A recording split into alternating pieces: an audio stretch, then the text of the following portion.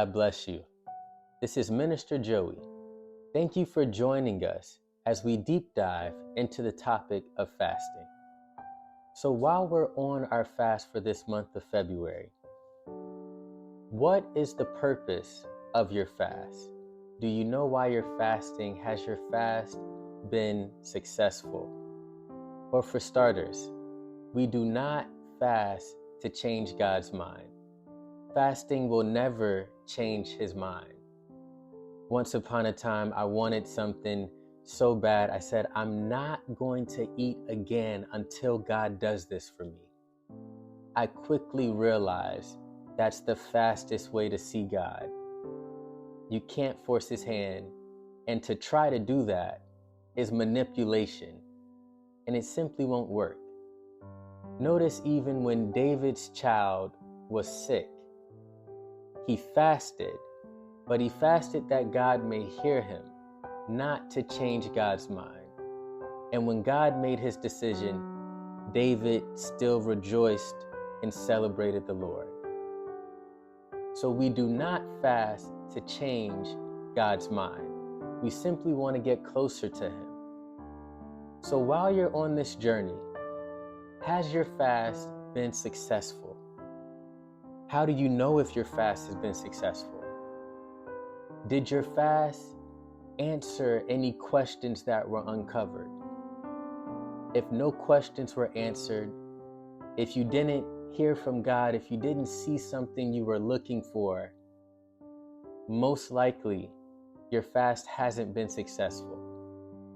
If your fast has uncovered problems in your life, but no solution has popped up, it's not in the nature of God to bring problems, but no answer. So your fast has not yet been successful. So what is it that we want to see while we're fasting?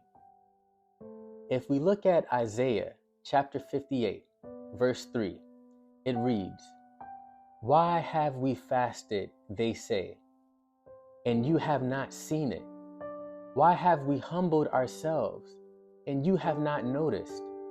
You cannot fast as you do today and expect your voice to be heard on high." So this is the response of the children of Israel. And they completely missed the mark on their fast. But within them missing the mark, it reveals to us what we should strive for. So looking at it again, Isaiah 58, verse 3, "Why have we fasted, they say, and you have not seen it?" When you're fasting, you want God to see you. "Why have we humbled ourselves, and you have not noticed?" You want God to notice you while you are fasting. And then the second part of verse 4 says, "You cannot fast as you do today and expect your voice to be heard on high." When you're fasting, you want to be seen by God. You want to be noticed by God. You want to be heard by God when you are fasting. So if none of this has been your experience, you must ask yourself, has your fast been successful? Do you know why you're fasting?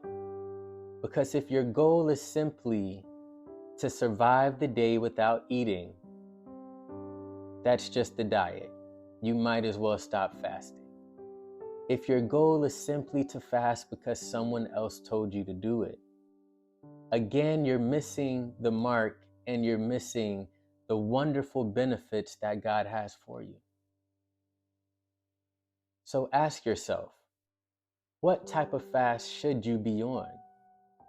In Isaiah 58, verse 6 through 7, it says, "Is not this the kind of fast I have chosen? To loose the chains of injustice and untie the cords of the yoke, to set the oppressed free and break every yoke? Is it not to share your food with the hungry and to provide the poor wanderers with shelter?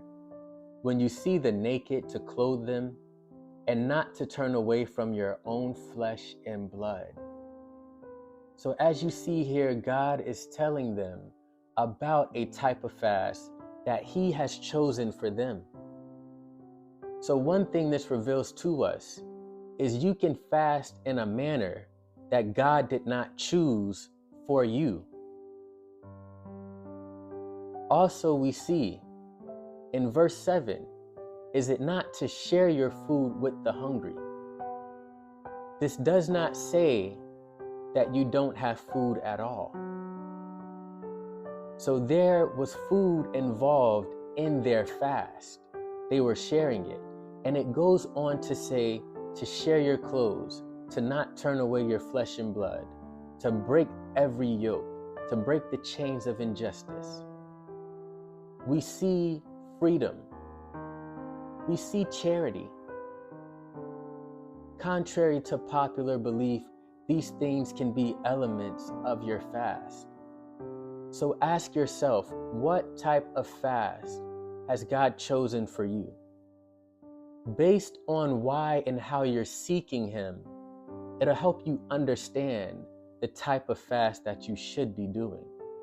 Do you need to be fasting 3 days? Do you need to go on a fast of charity, a fast of giving? Do you need to go on a fast seeking to break chains, to find freedom?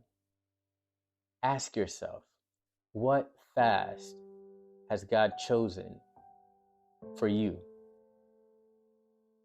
Many of you know that for February, we were fasting, but starting March 1st, we will be doing another fast, picking right back up for March 1st to March 22nd. This will be a fast of freedom and healing. And listen to this. When you look at Daniel chapter 10, Daniel is fasting 21 days. But as opposed to not eating any food at all, the Bible tells us Daniel did not eat any choice food, no meat, no wine. Why no choice foods? This is the type of fast chosen for freedom. Daniel was familiar with the prophecy from Jeremiah that his people were supposed to be free after 70 years. Noticing that that time was approaching, Daniel did not want to miss it.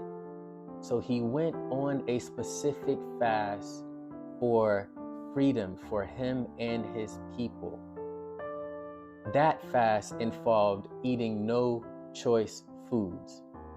The foods that you eat can in turn end up leading you and hindering you from noticing the direction that God has for your life. I know it sounds funny, but the Bible tells us that his word is a lamp unto our feet, meaning that he will guide our feet. If you eat enough food and try to look down, you might have trouble seeing your feet. Listen, if our stomachs are full with the wrong things, it makes it extremely difficult to hear from God. So not only did Daniel go on this fast of no choice foods and his people receive freedom, take a look throughout history. There has not been one people group to attain freedom from bondage or slavery while eating choice foods. The type of food you eat throughout history was a symbol of your status. The wealthy could afford certain types of food. Those who weren't as well off could only afford other types of food. But now when everyone can afford to eat the same thing, the type of food you're now eating can mislead you into thinking that you are actually free when you're still in bondage. So if you want to know if there's still chains on your life, if you're fasting and you haven't seen or received the answers, if you've been pushing and you only get so far, then things stop. May I suggest you go on a fast for freedom and breaking chains. So that's what we'll be doing March 1st through March 22nd. We'll put the details of our fast below, but we will be eating fruits, vegetables, nuts, and some grains. We will not be eating bread, rice. Whatever you drink cannot have any added sugar. No added preservatives. The food you eat can have no added preservatives. Far too often we are preserving the things that we simply need to get rid of.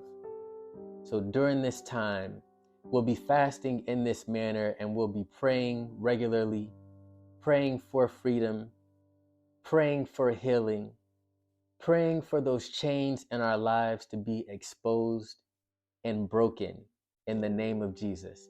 Thank you for joining us, and see you again on the next one. Have an amazing week.